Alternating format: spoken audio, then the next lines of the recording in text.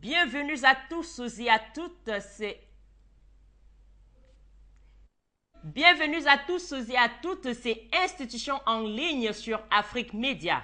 Ouvrons cette édition par la Côte d'Ivoire. À la une sur le portail officiel de la République de Côte d'Ivoire, activité du chef de l'État.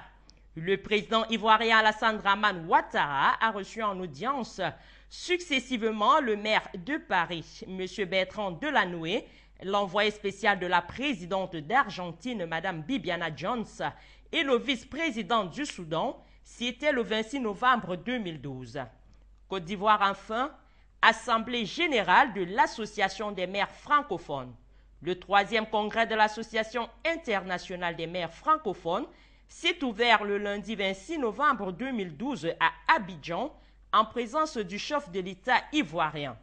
Dans sa déclaration, Alassane Dramane Ouattara a exprimé sa reconnaissance envers les maires francophones pour la solidarité à l'égard de la Côte d'Ivoire. Cette déclaration et bien d'autres actualités sont à lire intégralement en parcourant le portail officiel du gouvernement ivoirien. Sur le portail officiel de la présidence de la République du Tchad, réunion de concertation sur le secteur de la santé au Tchad. Le président de la République tchadienne, son Excellence Idriss Déby Itno, a présidé au palais présidentiel la réunion mensuelle de concertation et d'évaluation du secteur de santé au Tchad. C'était le 27 novembre 2012, en présence de quelques membres du gouvernement, différents responsables des structures sanitaires et les partenaires au développement. Pour plus de détails sur cette actualité et bien d'autres sur les actions du gouvernement tchadien, rendez-vous sur le site officiel de la présidence de la République. À la une sur le site officiel des institutions de la République du Burundi, ouverture de la 2e conférence internationale par le président Pierre Nkurunziza. Le chef de l'État burundais a procédé le 27 novembre 2012 aux cérémonies d'ouverture des travaux de la 2e conférence internationale sur le rôle des organes de sécurité dans le cadre de la lutte contre les violences faites aux femmes et aux filles. Dans son allocution, le président Nkurunziza a rappelé les engagements pris par le Burundi, les stratégies de mise en œuvre et l'adoption de lois pour lutter contre les violences faites aux femmes et aux filles. Plus de détails sur cette actualité et bien d'autres sur les actions du gouvernement burundais sont à lire en parcourant le portail officiel des institutions de la République du Burundi. Sur le site officiel de la République du Bénin à la une, les dirigeants de la Compagnie des aéroports de l'Afrique du Sud, ACSA, au cabinet présidentiel. La construction de l'aéroport de Glo-Digbe a été confiée à la société ACSA qui gère tous les aéroports sud-africains. La société ACSA va également procéder à la réactualisation des études et définira les phases et les coûts correspondants dans un délai de 3 mois pour qu'elle puisse produire son rapport. Plus de détails sur cette actualité et bien d'autres sur le Bénin sont à lire en parcourant le site officiel de la République béninoise. À la une sur le portail officiel de la République du Congo, le projet du pont route rail Brazzaville-Kinshasa entre dans sa 2e phase d'étude. Un atelier de restitution des rapports de la première phase de l'étude du pont route rail entre Brazzaville et Kinshasa en RDC et du prolongement du chemin de fer Kinshasa-Yebo se tient du 27 au 30 novembre 2012 à Brazzaville.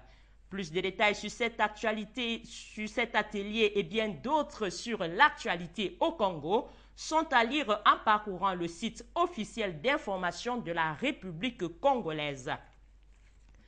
À la une sur le site officiel de la présidence de la République du Cameroun, Conseil des ministres. Le chef de l'État camerounais, son Excellence Paul Biya, a présidé un Conseil des ministres. C'était le mardi 27 novembre 2012. Principal point à l'ordre du jour, l'évaluation à mi-parcours des feuilles de route ministérielles.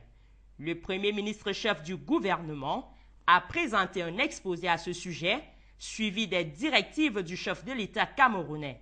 Les feuilles de route ministérielles ont été instituées en 2004 afin d'améliorer la performance des administrations et les orienter vers l'atteinte des résultats. Au cours de ce septennat, cet outil de pilotage des politiques publiques a été replacé au centre du dispositif du travail gouvernemental par le chef de l'État camerounais, Paul Biya.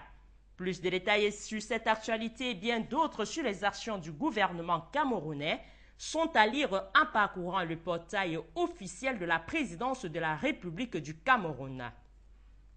Sur le portail officiel du gouvernement de Guinée équatoriale, à la une, réunion du Conseil interministériel. Le premier ministre du gouvernement chargé de la coordination administrative, Vicente Errati Tomi, a présidé la réunion du Conseil interministériel.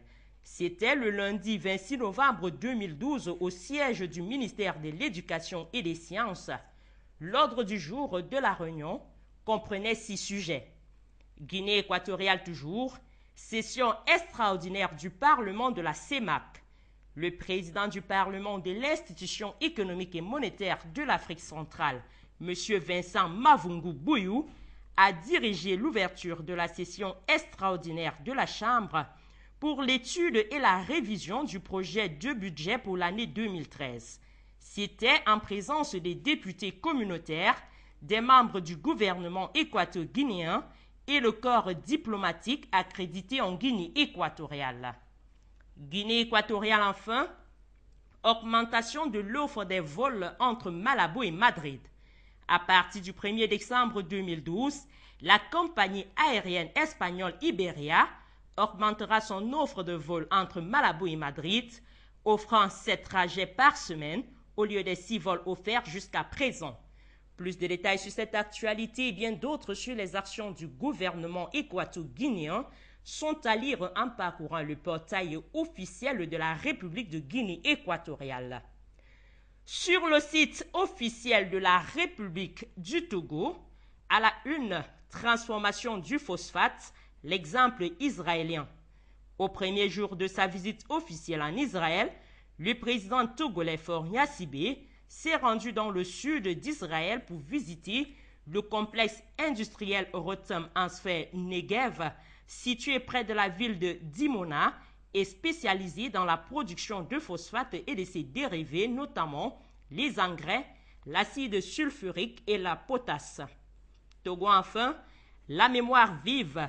Le président Faure Gnassingbé a débuté sa visite officielle mardi 27 novembre 2012 en déposant une gerbe de fleurs sur la tombe de Theodore Herzl, le fondateur du sionisme politique moderne, qui se situe sur le mont qui porte son nom sur les hauteurs de Jérusalem, cimetière national d'Israël. Plus de détails sur cette actualité et bien d'autres sont à lire en parcourant le site officiel d'information de la République du Togo.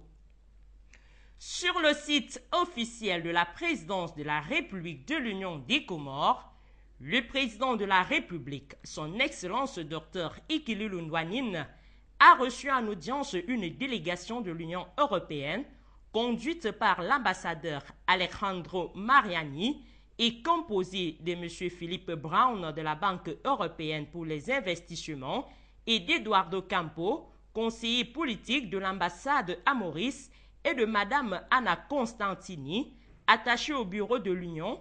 C'était le 26 novembre 2012. Plus de détails sur cette actualité et bien d'autres sur les actions du gouvernement comorien sont à lire en parcourant le site officiel de la présidence de la République de l'Union des Comores. À la une sur le site national du Maroc, le Maroc, un pays indispensable pour l'Union européenne. Cette affirmation est du vice-président de la Commission européenne chargé de l'industrie et de l'entrepreneuriat, M. Antonio Tajani, qui conduit une importante délégation d'entrepreneurs européens dans le cadre d'une mission économique destinée à promouvoir les investissements européens dans le Royaume.